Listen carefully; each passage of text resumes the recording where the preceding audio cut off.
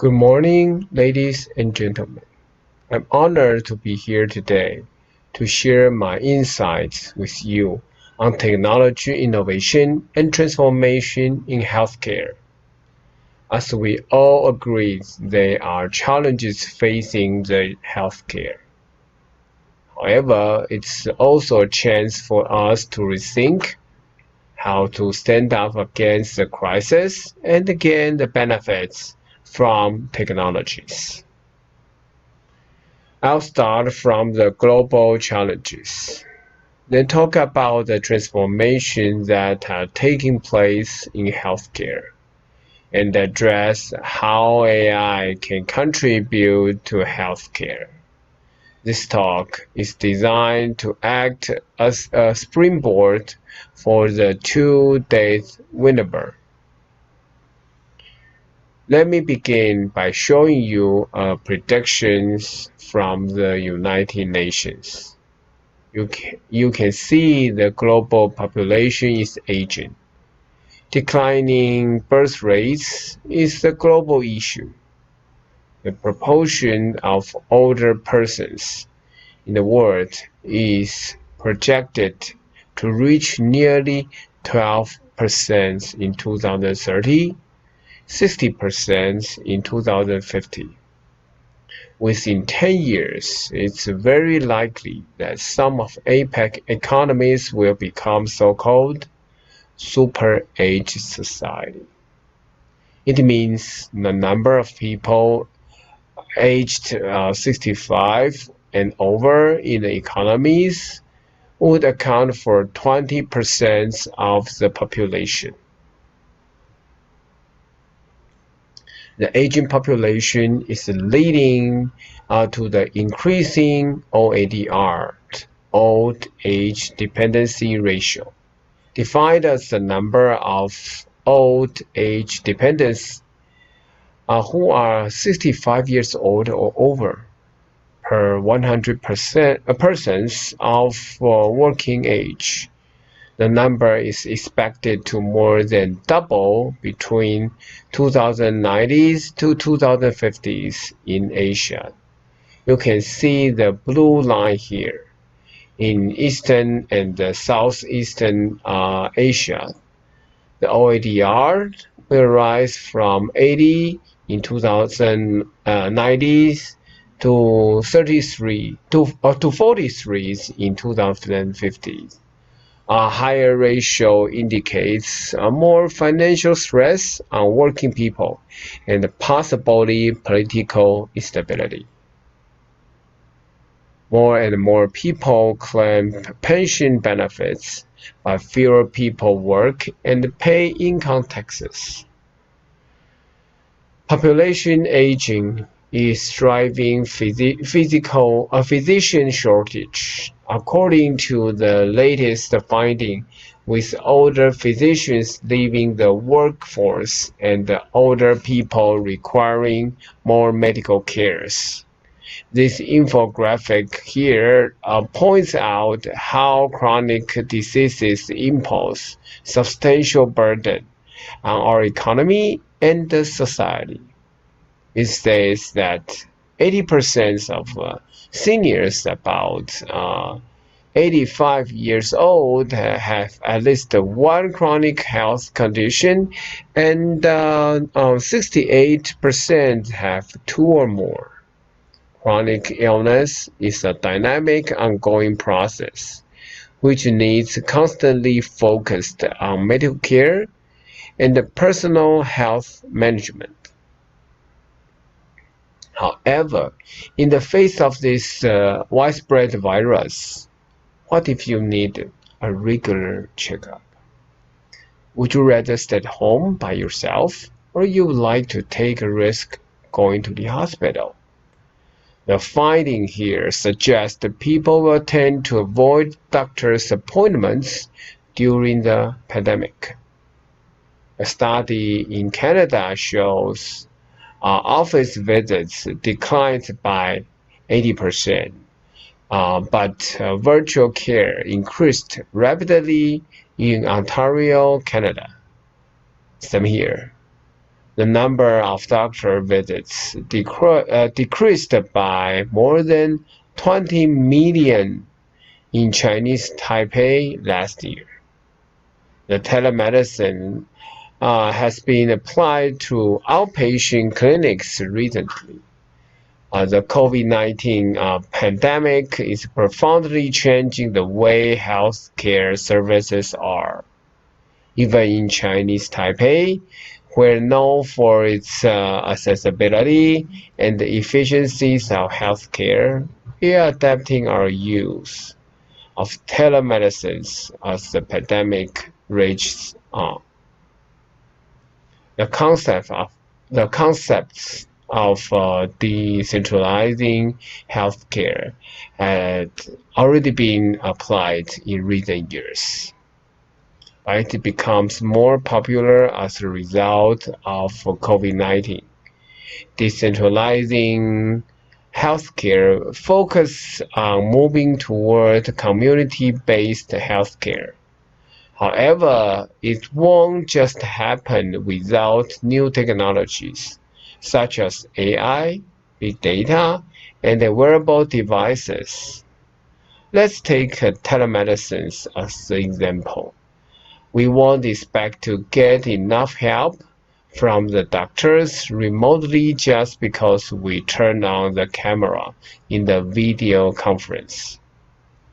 The sensors, which collect detailed real-time data on the physiological status of patients, will have to play a vital role here. Now, more and more people are willing to use a wearable device to keep track of their health. From this chart, you will see connected health monitoring devices revenues is expected to grow steadily. It's predicted to grow 34% in 2021 as more people checked for COVID-19 symptoms and managed chronic conditions from home. We believe decentralizing healthcare is fueling the usage of remote patient monitoring systems. For example, AI makes it easier for seniors to age in place. As a sensor plays an active role in today's chronic disease management. Statistics show 87% of the seniors wish to age independently. It also shows seniors living with sensors lived 1.7 years longer than those living without them.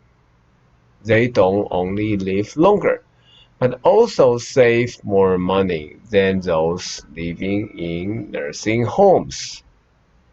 As the more data we collect, the more information we can provide to primary providers in the process of healthcare.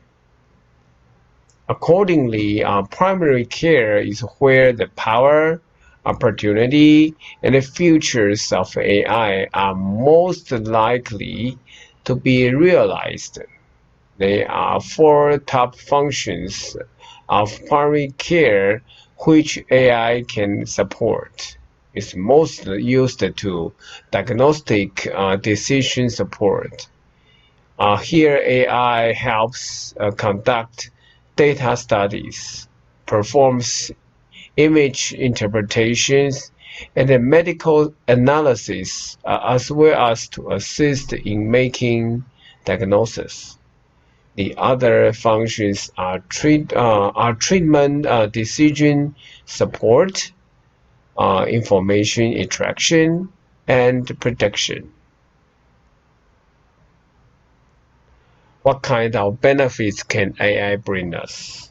AI can take up to 70% of healthcare practitioners' time, which freed up doctors' space for patients and shift the focus away from routine tasks to personalized care.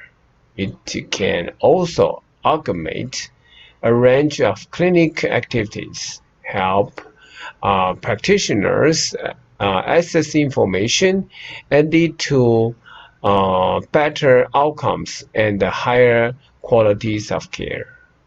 It can improve the speed and accuracy in diagnostics, allow faster and easier access to more data, and enable remote monitoring and patient empowerment through self-care.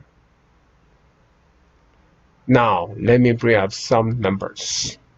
The use of AI could achieve 12 hours reductions in hospitalization days, a 12% reduction in the number of 30 days follow-up visits, and even reduce the waiting time in outpatient clinics by 80%. For the providers, it can increase the accuracy of diagnosis to 95% and save the healthcare systems over $20 million annually. For years, Chinese Taipei has been committed to promoting sustainable innovation throughout the integrations of AI technology and the services. We are supporting digital transformation in healthcare. We need all stakeholders, industrial players, and governments to work together and build a new healthcare ecosystem powered by AI. This is a Chinese proverb that goes like this: when water flows, a channel is formed, which means everything will work out in the end when it's time. Finally, I would like to end my talk with a chapter in the Book of Rites. It's written by Confucius disciples from 2,500 years ago. It says, when the Great Way reveals, the world community is equally shared by all. The elderly is provided for till their death. The sick and disabled are all well taken care of. I believe this still resonates with our hopes of an ideal society today. With AI, we have the potential to give everyone the health care he or she needs, anywhere and anytime. It's a power to democratize health care. Together, we are building a better future. Hope you all enjoyed the talks today. Thank you very much.